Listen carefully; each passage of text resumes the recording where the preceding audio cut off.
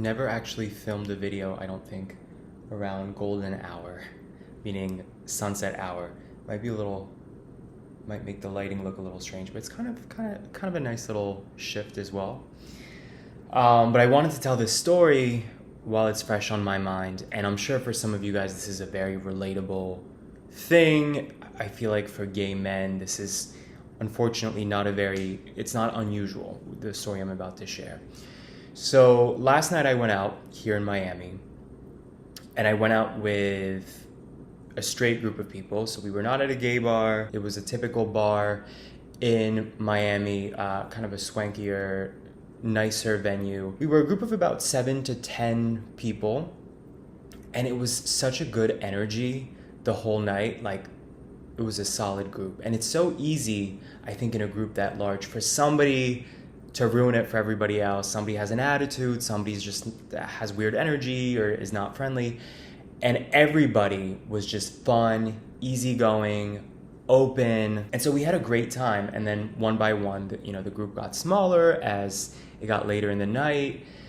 And at a certain point, it was like, I think 2 a.m. We had had so much fun. I think there were 3 or 4 of us left. And I went to the bathroom at a certain point, like around 2 a.m. I come out of the bathroom and I lock eyes with this guy. I don't think much of it. It was just, I'm always the last person to think somebody's hitting on me. So, and again, we're not at a gay bar, so it's not even on my radar. I'm just like, oh, this guy's attractive. We made eye contact for like 5 seconds, went back to my friends, and then 5 to 10 minutes later, we make eye contact again. And so this time I'm like, oh, what's going on here? And he says something from a distance, like 5 to 10 feet away. So I come over and we start talking. And you know when you feel that there's a chemistry in just the way that it's a primitive thing, I think. Like you just kind of feel, I don't know, a sexual energy. There's something in the body language. So I'm attracted to him. It feels like he's attracted to me. And we're just talking about, we're asking each other questions. Where are you from? How long have you been in Miami? Blah, blah, blah. And as this is happening, I'm like, wow, this is so cool that I can meet somebody in an environment like this. Because I've talked about this before. I'm used to meeting gay guys on apps or in gay environments, aka a gay bar. But this is not a gay bar. And so there was something very cool to me about, like, I just went off of my instincts. He went off of his instincts. And here we are talking, and this feels mutual, right? About 10 minutes into the conversation, fine conversation, back and forth. About 10 to 15 minutes into the conversation, I'm like, so what brought you here tonight to this place? And he's like, well, I'm here with my girlfriend. And he points to this girl like 5 feet away. I look at her, she looks at us, she waves, I wave back. And I'm so thrown off because it's a mind fuck. And you're like, what do you mean girlfriend? And again, it's 2 a.m. I'm pretty intoxicated. So I think naively, just clinging on to last minute hope was like, your girlfriend or a friend who's a girl? I'm like hoping, like, could this somehow be a language barrier? Like, what does this mean, right? And he's like, no, she's my girlfriend. So at this point, I'm just confused, totally thrown off. And I felt really guilty all of today that I said this. And I don't think I would have said this if I were sober. But I said, do you want to take my number? And I think that was partially out of wanting to cut to the chase and being very direct, like, is this mutual or is this not mutual? But also I think I fell for the bait. And I felt very guilty about it all of today. But anyway, he was like, no, I'm good, thanks. And I just walked away immediately. I went back to my friends and they were like, oh, well, what happened? We were watching you guys, we were observing you, like the body language, like he seemed really into you. And I'm like, he said he has a girlfriend. And my friends were shocked because they were observing the whole thing and they were like, no, that doesn't make sense. And it's funny, there was a stray guy in the group that we were hanging out with and he was like, that guy was into you.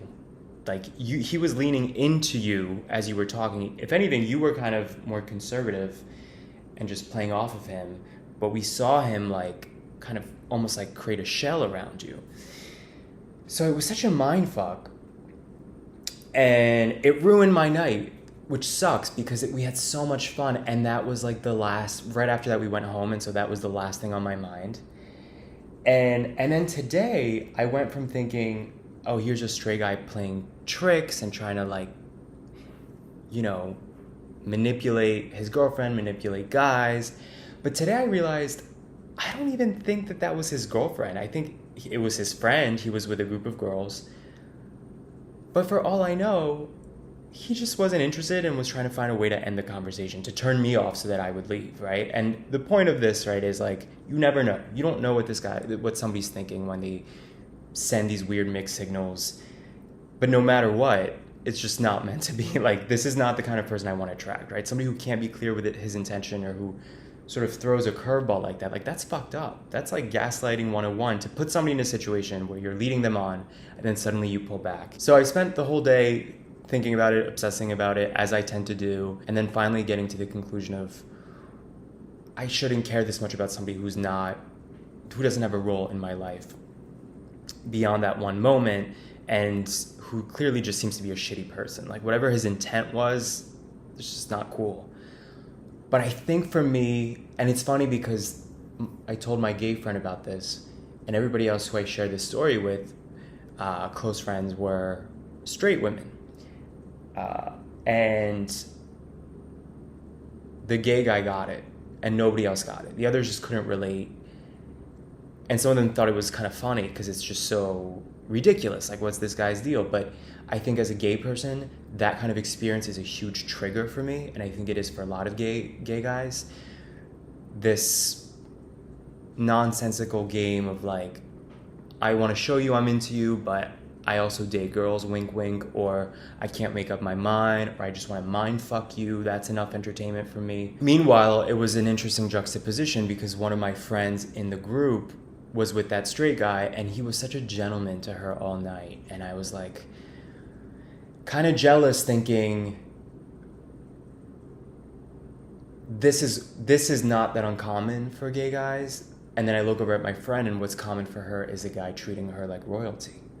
And at the same time, I'm not going to be bitter towards my friend, and I'm not going to want to be a jealous friend, because that's a horrible quality, I think. I think bitterness is a really ugly characteristic to possess. But it was just interesting to have that juxtaposition right there and be like, damn, like, I can't believe I still have to go through this shit, right? At 31, that I make eye contact, there's something there, and then the person pulls right out. And I've made other videos about guys who seem to be kind of ambiguous, or I thought there was an interest and then they back out, and it's exhausting. And then the thing is, this is the kind of experience that makes me not want to be in straight social environments where you're meeting strangers, because this shit will happen. Then again, in gay environments, it's a whole other slew of issues, right? I was just telling some of the girls in that group last night, I wish there were swanky gay bars. I wish there were more polished gay environments. But gay bars tend to be trashy. I know I've talked about this on this channel before. But anyway, that was my night. I think what is good about these moments is it always affects me for a day or two. It affects my mood. But then I learn from it every time. The next time I'm in that kind of situation, I'm better armed. Like, just disengage. As soon as you hear, that's my girlfriend, that's my wife, whatever, run, because you'll never win, and you'll never get like the closure or the understanding that you need in that kind of situation, I think.